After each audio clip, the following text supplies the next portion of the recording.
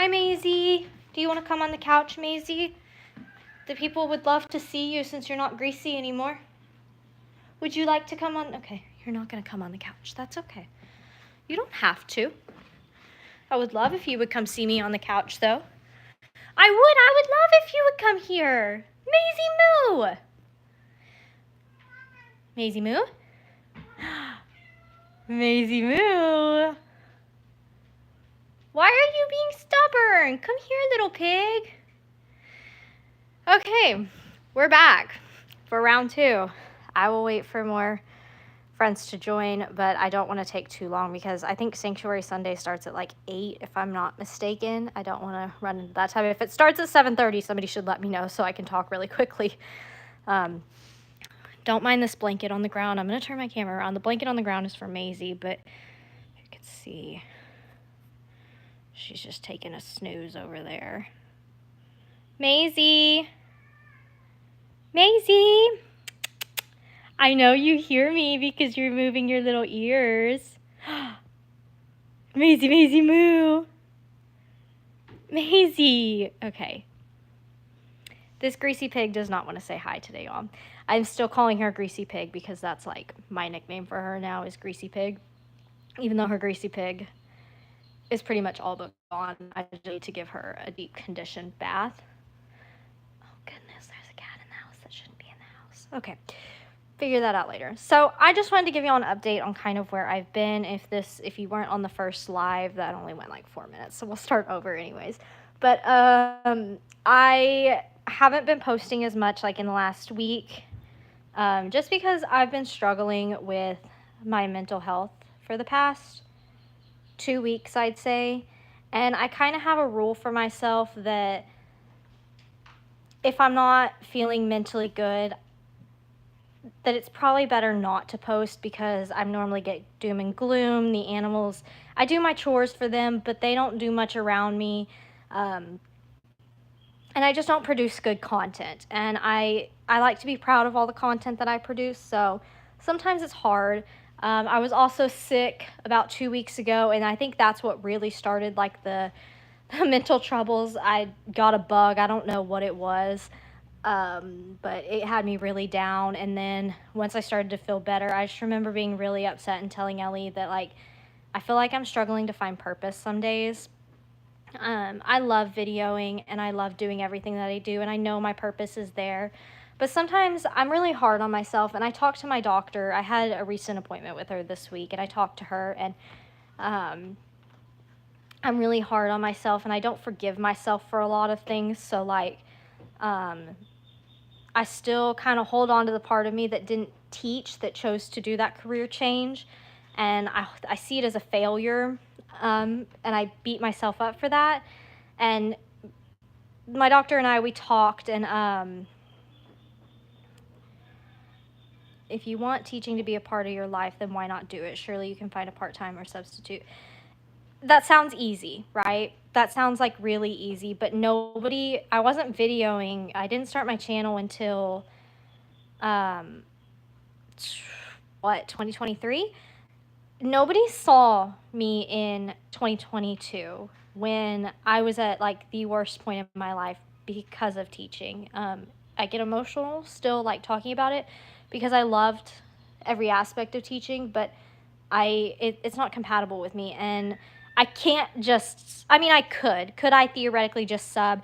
Yes, but I've never wanted to just sub. I want to be a full-time teacher, and it's just not compatible with me. It's not good for my mental health, and so making that decision was really hard. It's also easy in the sense of like choosing yourself, but really hard mentally. And so sometimes I still beat myself up about that, especially when I'm in a rut. My doctor even told me, she's like we were talking, and she's like, why are you so hard on yourself? Like, why do you think you're so hard on yourself? And I think a lot of it is like the lifestyle I lived before I started videoing. I was very high achieving academically. Y'all know I graduated from Texas A&M University. I'm not bragging, but it kind of puts a picture into how I did things, where there's a very high standard of excellence there at that school. and I graduated with the highest degree of honors that I could. I think I had like a over a 3.9 GPA. So not perfect, but pretty dang close. But I even beat myself up for that it wasn't perfect. Not anymore, but at the time I did. And I had a way of doing everything and throwing myself into everything and doing it to the highest degree, trying to do everything in excellence. And nobody talks about that when you go to school and then you leave college and you go into the real world, it's very different. And especially, I didn't go into a real 9 to 5 job. I came into content creation, which is very different, and everything has its pros and cons.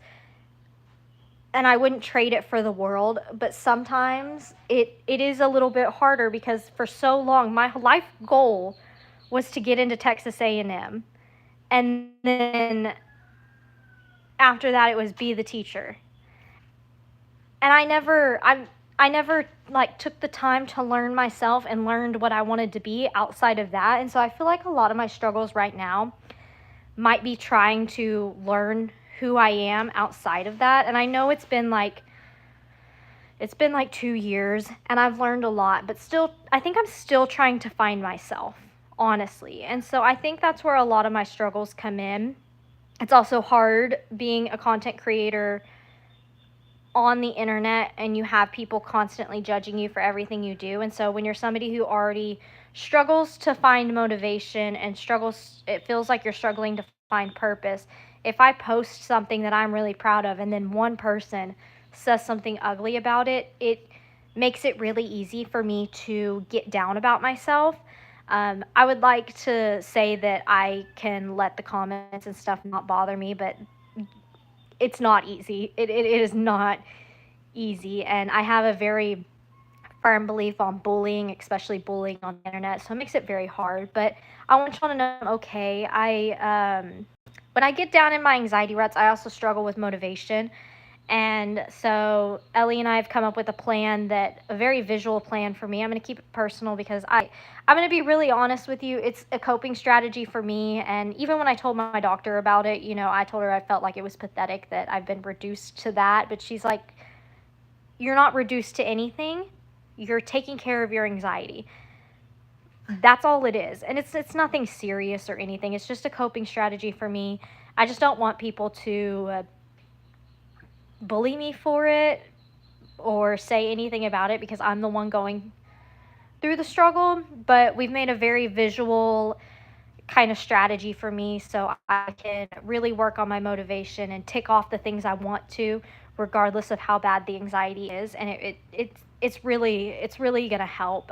We're starting it like this week.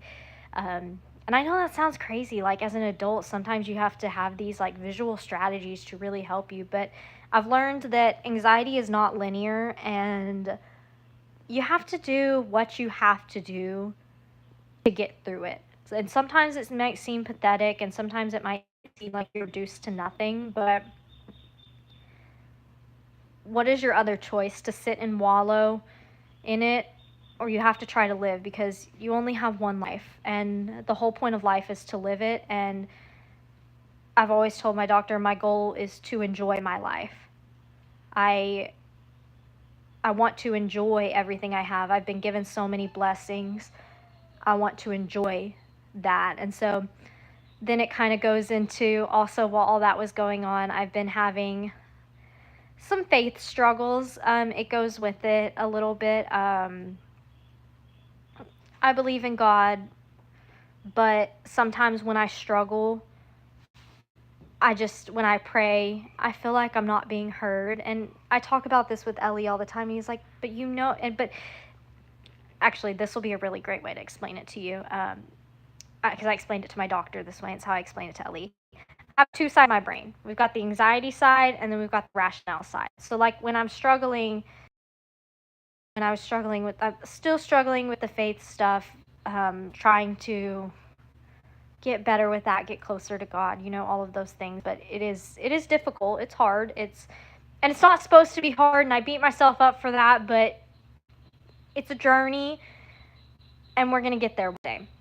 and God has a plan for me. But anyways, I told Ellie, I was like, I feel like when I'm praying, I pray for others, and sometimes I pray for myself, and I beat myself up for praying for myself because it feels stressful. It feels selfish. Um, but I feel like I'm not being heard. And but then the rationale side of my brain goes, Megan, what are you trying to listen for? Are you listening for another voice in your head? What are you listening for? God doesn't always, every single time you pray, grant a miracle, you know? It's not, that's just not how it goes. Everything works on God's timing, and there is a plan for you. So don't get so worked up about it. But then this other side of my brain, when it's just in such a rut, it's just like, he knows I'm struggling. Why am I still why is he letting me, is he gonna get upset? Why is he still letting me struggle? Um, and so I've been struggling with that a lot, but like I said, it's constantly fighting, like somebody said, that logical brain versus the emotional brain. And so that's really hard. That's something I've always struggled with. I changed medicines about a year ago now. I changed in like July. Um, because of some other medical stuff I have going on, had going on, still ongoing issue working with, but we thought that changing my medicine would help it. And so we did, and that was a really, really, really hard thing to go through, but it was vital. And I will tell you, like I said, anxiety is not linear, but I feel from where am now to a year ago, I'm much happier. I feel like I'm living my life more, even though like right now I'm struggling. But my medicine change, I've talked about that. I was gonna do a video talking about it, how it was going from Paxil to Prozac, all of those things, and I can do an in-depth video on that if y'all want, because it was a scary medicine change. It was scary, and it was rough, and it was hard. But I feel like about a year out from, I mean, I say a year out, it's only been a couple months, but I do feel better with that medicine change, and I am so glad I did that medicine change. I do think I handle a lot of things that I wasn't handling before a lot better now. And I think it's been a great medicine change. It has. But something that when you have anxiety and you're on these antidepressants, um, you have to be realistic and go, okay, it's not going to totally fix all of my problems. Are you okay? It's not going to totally fix all of my problems. It's going to help me, it's going to stabilize me, but I still have to put in the work. And so there are going to be times where it's not linear. It's not just going to go straight from the bottom up to the top and it's going to be good. It's going to be kind of ups and downs, and right now I'm in a down, and that's hard, but I'm just trying to be present and work through it and use my coping strategies that I can. And like I said, I think I'm trying to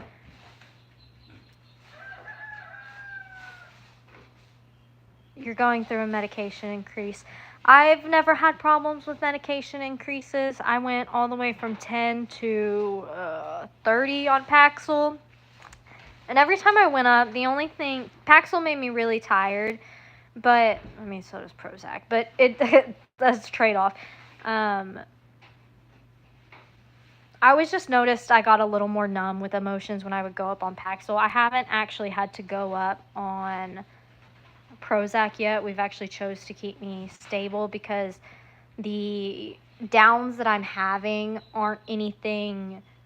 I'm gonna say it's not anything serious, because it is serious. It's hard for me, but it's not anything like there's no feelings of hopelessness and all of that. And I definitely can see the light through the dark, and Ellie supports me more than y'all could ever know. I do not deserve that man. He is amazing. I cannot even begin to explain how amazing he is and how patient he is with me. Very patient, very, very understanding. We have different anxieties. We struggle in very different areas.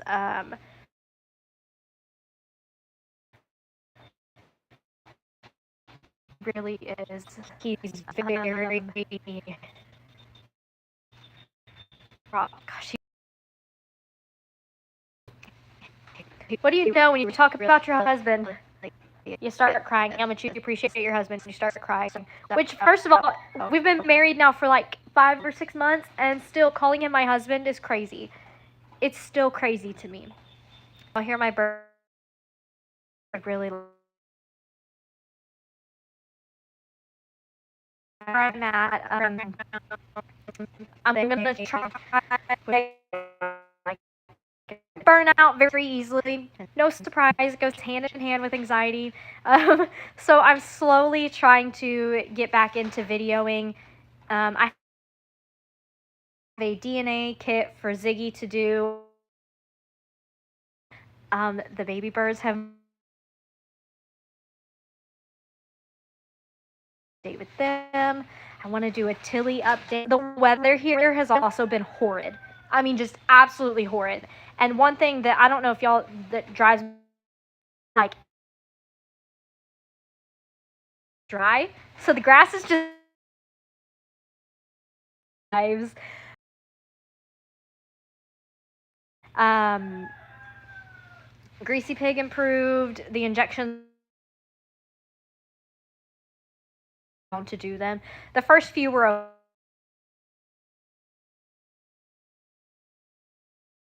fixed.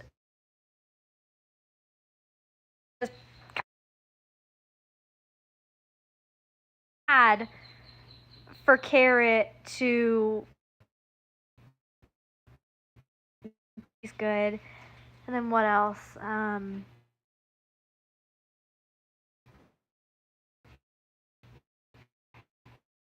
Yeah, I started on dinner. If I'm having the internet problems, I'm so sorry. But I have got to do some chores. We're working. Thank you all for your working off of so crazy. It's difficult right now, but thank you all for your kind words, and I will catch y'all next time with another one. Bye, friends.